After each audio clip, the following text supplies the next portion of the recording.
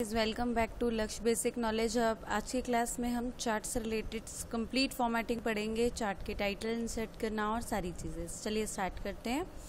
ये एक्सेल है। एक्सेल की एक शीट पे मैंने छोटा सा एक डेटा बना के रखा हुआ है गाइस, जिसमें यहाँ पे गोल्ड, सिल्वर, प्लैटिनम से रिलेटेड कुछ यहाँ पे मैंने 2020, 21, 22 में जो भी प्रोग्रेस हुई है उनके प्राइस राइजिंग यहाँ पे मैंने लिख के रखे हुए हैं। इस पर हम आज एक चार्ट क्रिएट करेंगे।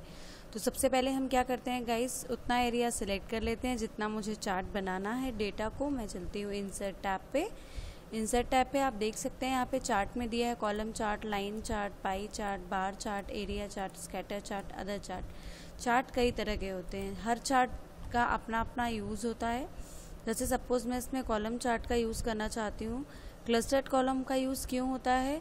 ये जो वैल्यूज़ हैं अक्रॉस द कैटेगरीज उनको कंपेयर करने के लिए यूज़ होता है कॉलम चार्ट। तो हमने यहाँ पे कॉलम चार्ट पे क्लिक किया, जैसे ही आप देखेंगे आपका यहाँ पे अपनी स्क्रीन पे कॉलम का चार्ट डिस्प्ले होने लगा, बन के आ गया वन क्विक में। अब आप इसकी जो ये साइड वॉल्स हैं, यहाँ से आप अपने चार्ट को कहीं भी पूरी स्क्रीन में आसानी से मूव कर सकते हैं। इसके इन कॉर्नर से आप अपने चार्ट को छोटा बड़ा कर सकते हैं, जितना भी आपको करना है।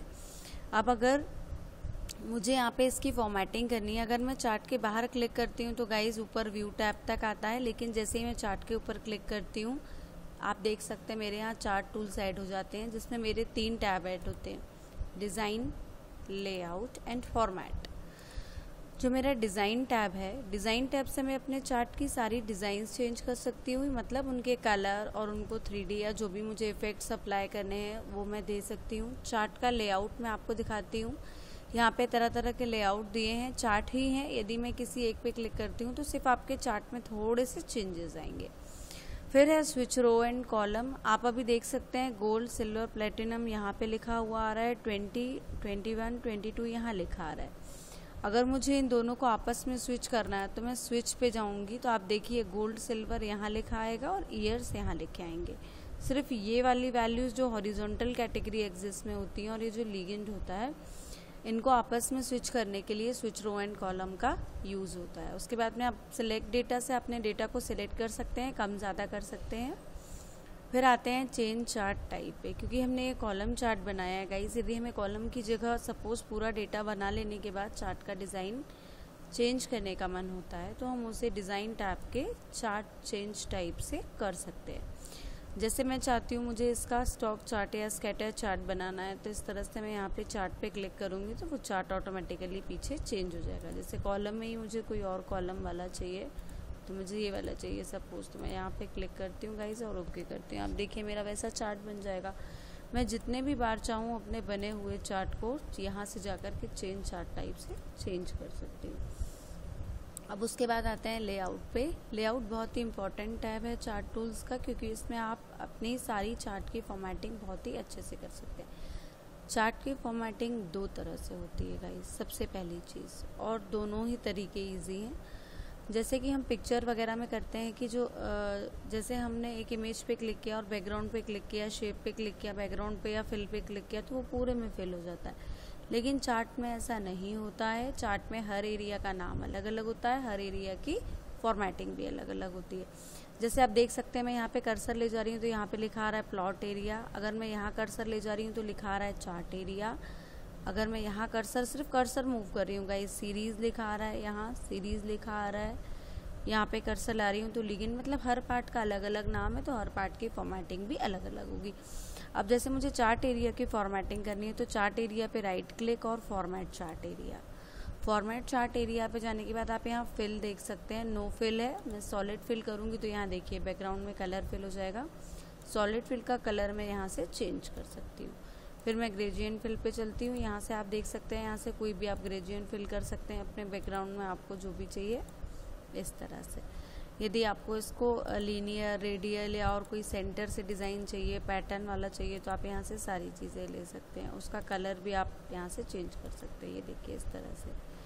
और वो भी कितने % चाहिए, उसकी ट्रांसपेरेंसी, वो सारी चीज़ें हैं। उसके बाद है पिक्चर और टेक्सचर। यदि आपको यहाँ से कुछ टाइल्स और मार्बल के प्री सैम्पल डिफ़ाइन किए हुए रहते हैं, यदि आप इनमें से कोई लेना चाहें तो। यदि आप कोई इमेज लेना चाहते हैं गाइस तो आप फाइल पे जाइए और आपने जहाँ भी इमेज सेव करके रखी है आप देखिए पीछे वो इमेज आ जाएगी। तो इस तरह से आपको जो भी इसमें अप्लाई करना है आप इस तरह से इसको कर सकते हैं। अब मैं आपको दिखाती हूँ बॉर्डर स्टाइल। आप यहाँ से सॉलिड लाइन, यदि आपको जैसे भी बॉर्डर चाहिए, बॉर्डर का स्टाइल चाहिए, यहाँ से आप इसकी विड्थ बढ़ा सकते हैं। ये सारी चीज़ें आप एक एक करके सेट कर सकते हैं।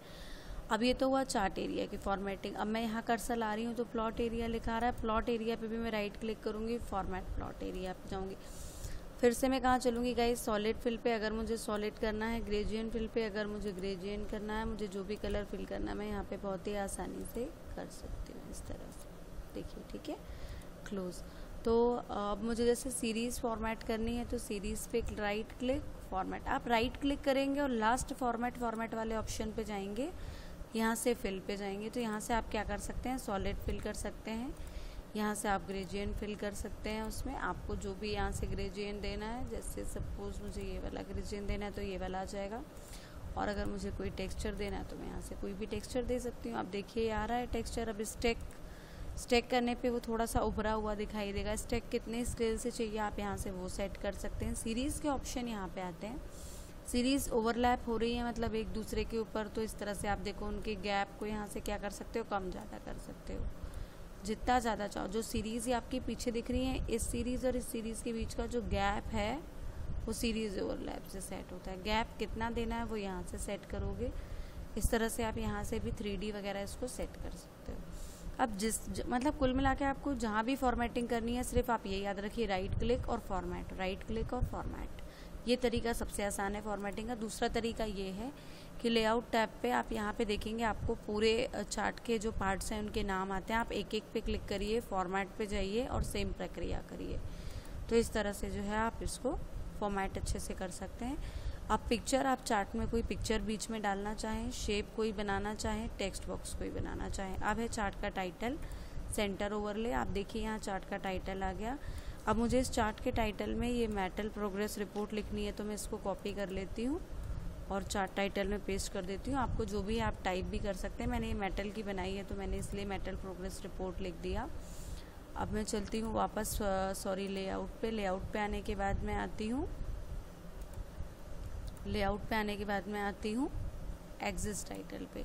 आपने बचपन से चार्ट पढ़े होंगे गाइज, एक तरफ वर्टिकल एक्सिस होता है, एक तरफ हॉरिजॉन्टल एक्सिस होता है। तो हॉरिजॉन्टल के लिए मैं हॉरिजॉन्टल पे जाऊँगी, टाइटल बिलो द एक्सिस जाऊँगी। आप यहाँ पे देख सकते हैं ये आ रहा है।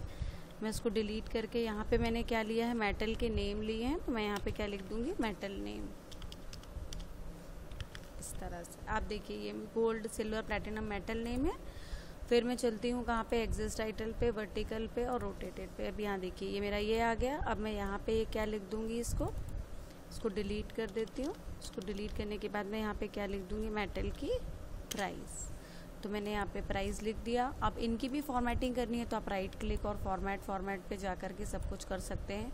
ये देखिए सॉलिड फिल मैंने सिंपल कर दिया। इनको 3D 3D जितना भी आपको करना है आप राइट क्लिक करके फॉर्मेट पे जा करके फॉर्मेट, या इनका टेक्स्ट एडिट करना है, इसको डिलीट करना है, ये सारी चीज़ें आप यहाँ से कर सकते हैं।